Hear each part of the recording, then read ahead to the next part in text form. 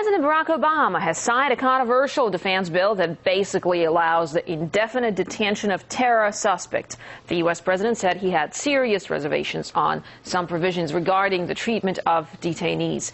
But as Marina Portnaya reports, during his time in office, Obama's shown he's not always good to his word.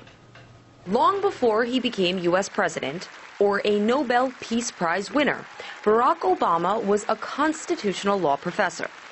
We have never been more energized and united in our desire to take this country in a new direction.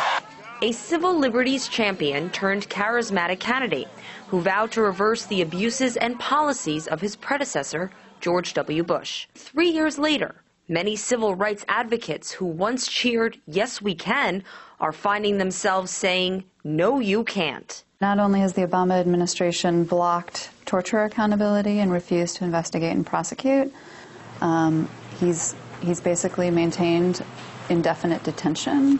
He's revived military commissions. And as we've seen as well, he has expanded targeted killings. So they've increased under the Obama administration manyfold, and he's even authorized the killing of a U.S. citizen.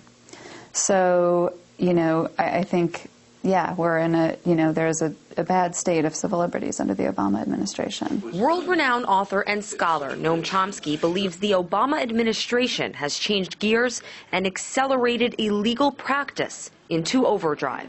There's a shift between Bush's policies and Obama's on this.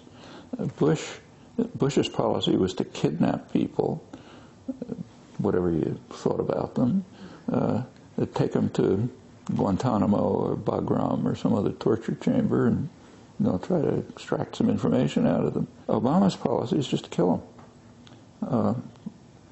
They're killing them all over the world, and the bin Laden assassination was a case in point. Another is the targeting drone killing of Anwar al-Awlaki, an American-born cleric. U.S. drone strikes during Obama's first 2 years in office exceeded the total carried out during Bush's tenure. President Obama described al-Awlaki as the leader of external operations for al-Qaeda in the Arabian Peninsula. Human rights groups, which voiced international opposition against Bush counterterrorism policies, quickly condemned the al-Awlaki killing. Journalist Jeremy Scahill says Obama's policies have drifted far from his political roots. A President McCain doing the exact same thing that a President Obama is doing would have been denounced by a lot of liberals. And so we're at one of those dangerous moments in U.S. history, and we saw it a bit with Clinton in the 90s, where a Democrat who campaigned on a pledge to change the country and the world has actually pushed a right-wing agenda further forward than a Republican could have if they remained in power or they took power. Or expanded power. As Obama gears up for his re-election campaign, civil liberty groups that believed his words the first time around are now left to judge the commander-in-chief on his actions. America's democracy is represented by a president who studied and taught the rule of law and is now armed with the duty to carry it out.